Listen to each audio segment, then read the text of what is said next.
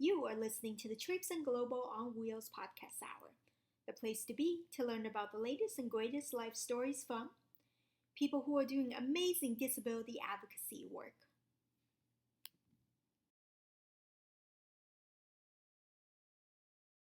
Hello, everyone. Today we have the amazing honor of welcoming Senator Maggie Hassan to the Trips and Global on Wheels podcast hour. She is the junior Democratic Senator of New Hampshire. Prior to being elected to the U.S. Senate, she was a state senator as well as the governor of that state. And prior to that, she she graduated from Brown University with her Bachelor of Arts and a JD from Northeastern University. She is also the proud parent of a child with a disability. Her son Ben has cerebral palsy. So without further ado, we're going to have a conversation with Senator Maggie Hassan. Hi, guys.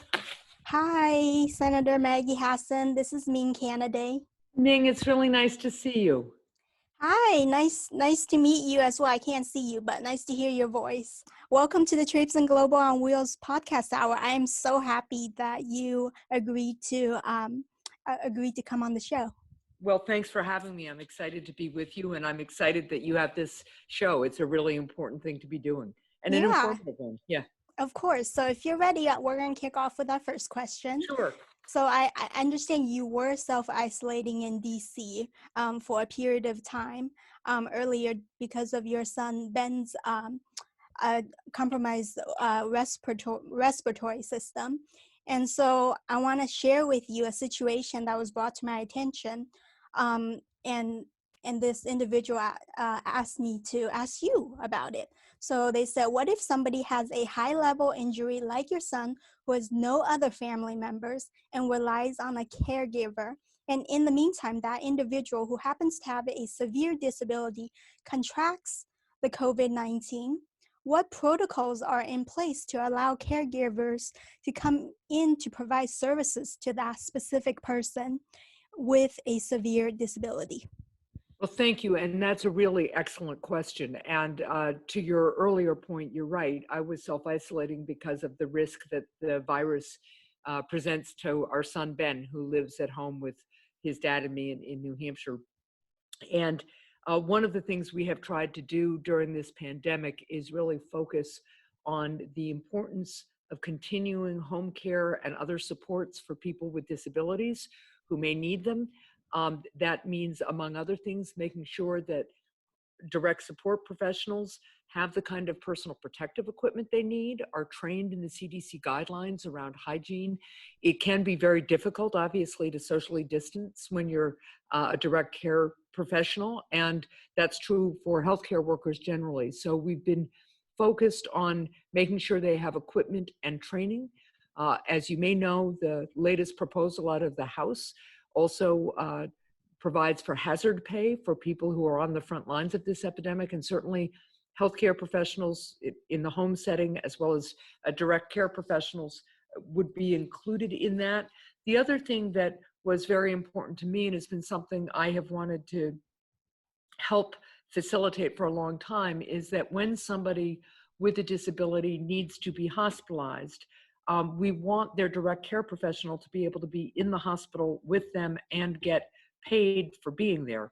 In the past, once somebody has gone into the hospital, the direct care professional hasn't been paid, so doesn't come into the hospital. And as I think most of us know, for somebody who has complex disabilities of any kind, the absence of a family member or a direct care professional who understands them, knows their routines, knows the way they communicate, can be absolutely essential for their health, as well as for their overall sense of well-being. So the CARES Act did say that direct care professionals can go to the hospital and be paid through the Medicaid system to help to continue to take care of the person that they usually take care of at home. And that's more important than ever now. Mm-hmm. Thank you so much for clarifying that. And I know public transportation has also been a real hassle even before the pandemic, but now is worse. in that it is much more limiting, which I'm sure you know. What has been done to include more individuals with disabilities and the elderly in emergency preparation planning? Again, a really good question. That is something that I know a number of governors and states have worked on in collaboration with FEMA. How do you plan to make sure that somebody who might need special equipment or extra time, let's say, can be either evacuated, or in the event uh, like a pandemic where people are staying in, how do we make sure we get meals to people? And in some cases, for people who experience disabilities, those meals may need to be specially prepared or especially delivered too. So those are some of the things that we've really been working to do, is increase the amount of delivery capacity we have for people who are now isolating at home. And then again, working with the direct support community to make sure that those workers are protected and trained so that they understand how to minimize their own risks as well as the risk to the person they're caring for in a home setting. But in terms of overall disaster and emergency preparedness, I think we still have considerable work to do. Mhm. Okay. And are there plans for individuals with disabilities specifically to get more PPP masks and other protective gear so Uh, that they can safely go out in public for essential errands? I know some individuals with disabilities will not be able to go out if there is a resurgence, and it will be too risky to go out even as things gradually open. There are some individuals who are, similar to your son, and in that they have a compromised respiratory system. For example, one individual shared with me that because I'm quoting now, because of my lung situation as a result of my SCI, I mhm. can't go out safely. What are your thoughts on a nationwide enforcement of putting on masks when going out? Well, I think, again, it continues to be really important that all Americans, everybody around the world, understand that the social distancing measures and the personal hygiene measures that we are promoting so strongly right now are important to protect one's own health, but it is also really important for protecting people who are at higher risk. So the first part of your question, we know that we still need more personal protective equipment in this country. We know that there are facilities, whether it's long-term care facilities or situations where home care workers don't have enough personal protective equipment for themselves on the front lines, but also obviously for the people with disabilities they may be caring for. So we need to continue to push for a national strategy to produce much more personal protective equipment, to make sure that the highest quality protective equipment is available to people who are at high risk, to your point, or to the questioner's point, so that they can go out not only to do essential errands, but to engage in the same kind of activities that the more typical population wants to engage in. There's been a lot of talk, and I both appreciate it, but I am concerned by it about we should just reopen and everybody who's at, quote, high risk should just stay home. That raises a whole lot of other issues about the rights of people who might be at higher risk or have disabilities, and their need to work, to go to school, and to engage in the kind of activities that we all want to be able to do. So we have a ways to go there, and I think it's really important, lastly, that we make it very clear to people the importance of wearing masks, especially if somebody um, if somebody reminds you to put on a mask or asks you to put on a mask because they're at high risk. I don't think the person with a disability should bear the burden of needing to do that. I haven't considered what a true national enforcement strategy would look like and what some of the unintended consequences of that might be. But I certainly appreciate the question and think we need to do everything we can to build awareness here. Mhm. Thank you so much for that very informative response. So the next set of questions is on your role as a public servant in the different roles and in regards to disability. So how has your presence in public service, such as being a state senator or the a governor of New Hampshire, and then later on, being elected in 2016 as a U.S. senator. Um, how has these roles further helped you inform your colleagues about disability issues, especially as a parent of a son with cerebral palsy? Well, thank you for the question. And the reason I got drawn into public life was really because I had become, as so many family members of people who experience disabilities do, I had become an advocate for our son. First in school, we had a cooperative and supportive school district, but still you have to push, you have to really advocate for your family member. And so that's eventually what drew me into public life. And I still remember, as a new state senator, realizing that New Hampshire's state law didn't really enforce um, disability discrimination laws the same way the federal statute did when it came to discrimination in employment, and needing to really engage with my colleagues to help them understand why it was so important to enforce the reasonable accommodation rules in state law as well as in federal law. And that was just an example of some of the perspectives and experiences I was able to share with colleagues eventually to change the law. I've continued to work to do that. As governor, I was really, really proud of the fact that New Hampshire became the first state in the country to repeal sub-minimum wages for people with disabilities, something actually the business community really advocated for, and I was very glad to champion on their behalf, because they began to realize that their employees who experienced disabilities were contributing just as much as all their other employees were, and they didn't think a sub-minimum wage was fair. What I've tried to do since becoming a member of Congress is just stay focused on the way the laws we pass and the things we fund in Congress impact people with disabilities and their families and communities all across the country. So in addition to really trying to raise the voices of people with disabilities as well as chronic and complex medical conditions during the whole debate about whether to repeal the Affordable Care Act, I've also focused on a couple of other things. One is fully funding the Individuals with Disabilities in Education Act, or IDEA. Your listeners, I think, will know that law was passed back in 1975, but has never been funded at the level Congress initially intended, which is 40%. So I'll continue to push for that. I also am aware of the barriers, many of which are pretty bureaucratic, that exist for people with disabilities who are matriculating from high school to higher education. So I've proposed the RISE Act, which would make that transition much more seamless and much more similar to what people who don't experience disabilities go through when they're matriculating. So those are a couple of the things I've really worked on. And then, we've already talked about some of the things that I've done that are particular in response to the pandemic. But one of the other areas that we're really exploring right now is how to get emergency funding to school districts to use to particularly address the needs of students with disabilities during this period of remote learning, because there are some real particular challenges with that, and school districts need extra resources. Thank you for that very thorough response.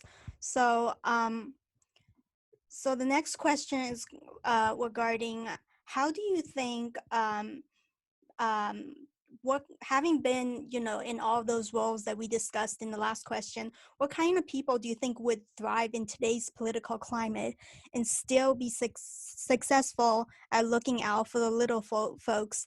And so I want you to, if possible, answer this question in regards to people with disabilities looking to participate in politics. What does it take to stand up to temptations of lobbyists, special interests, and PAC money when people with disabilities are trying to participate more in politics and getting elected in different roles, either locally or nationally? Well, first of all, I always encourage people to get engaged in our political system in whatever way makes the most sense for you, whether it is supporting a candidate you love, running for office yourself, at local, state, or federal level. The more perspectives we have at the decision-making table, the better decisions we make. That is just really clear to me, not only as a member, as a product of my experience, but research shows it to be true as well. And we can't leave a whole segment of our population out of that political and decision-making process. It's really important that people from all perspectives, all experiences are in the mix here so that we get their full perspectives. You know, we've talked a little bit today about some of the things I've been working on and will continue to work on. And that comes from my direct experience and my capacity, I hope, to be able to share with other people in politics or in my community what my life is like, what my family's life is like, and what my family has in common with other families. So, you know, we talked a little bit about my being the mother of a young man with disabilities. What I really have focused on throughout my career is just saying to people, I want the same thing for my children that you want for your children. And the desire to build a better future for our kids and ourselves is a universal human desire. It doesn't matter whether you experience a disability or have a family member who does. It doesn't matter if you've had lots and lots of advantages in life. It doesn't matter if you come from a part of the country that doesn't have enough broadband, or you come from a family that struggles to make ends meet. Everybody wants to build that better future and have a shot at experiencing the best that our country and our globe has to offer. And so if you can connect at that level and find practical solutions forward, I think there are plenty of opportunities for people to run for office and be successful, or to work in an office of a candidate or a public servant you respect. At the end of the day, this is about sharing experiences and connecting those experiences to the realities that all of us live with. Yeah, very beautifully said. So I think I have the perfect next follow-up question, which is, you don't have to be repetitive, but if you have something to add in that, make the case for how a person with disability could bring a valuable perspective to either just past positions you've held, the governorship position or the U.S. Senate position. I think there are a couple of things. One is the more varied your experience, the more open you are to new ideas about how to solve a particular problem. And I don't want to get too granular about it, but when you have raised a family, my husband and I have two children. Ben, we've talked about, who has cerebral palsy. Our daughter happens to not have any disabilities. But when you've balanced the needs of different family members in the way my family has needed to, you see the promise of inclusion. You also know some of the practical challenges in making it actually happen. So I know that my son had a chance to go to publicly funded education in his community and learn and make friends, just the way other kids do, because of the work of champions and families like ours who went before us. Similarly, when you have the experience of having to overcome differences or challenges that a lot of other people haven't had to, it makes you creative, it makes you practical. It also helps you notice the people or the groups that haven't been included. And you kind of always have an eye out for that, or an ear out for it. And I think it makes you much more effective. And I guess lastly, you have a real chance to help people think through how much we all improve, how much our prospects get better when we work together to include everyone. And there are truly practical examples of that. One of the ones I like to use a lot is just what we have all seen as a product of, sidewalk cutouts for wheelchairs. We did that, and all of a sudden, it was a lot easier for parents with new kids in strollers to get around their community and their neighborhood. We introduced special education as a right into our education system way back now in 1975. And as a result, we have broadened the way we educate everybody and really learn to meet students where they are in new and different ways. So there's just a lot of creativity and practicality that comes with the experience of having had to address and manage a disability. And I would really encourage all of your listeners to consider participating in the way that makes sense for you, but participating, to be sure, in the political system. Mhm. And I know you have to go vote. So thank you so much for participating and keep doing the good work that you've been doing.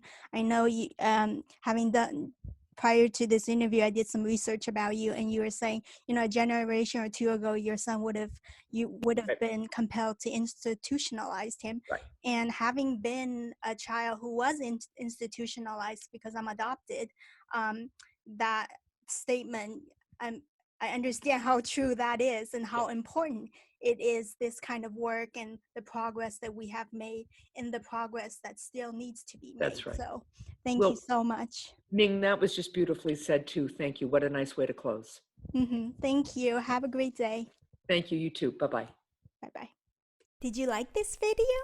If so, share it with your friends and be sure to follow us on social media. And if you want even more resources, be sure to sign up for our email updates on our website, traipsingglobal.com. Keep learning new perspectives, keep being inclusive, because it will make the world a better place for you and for everyone else. Thank you so much for watching, and I'll catch you on another episode of the Traipsing Global on Wheels podcast hour.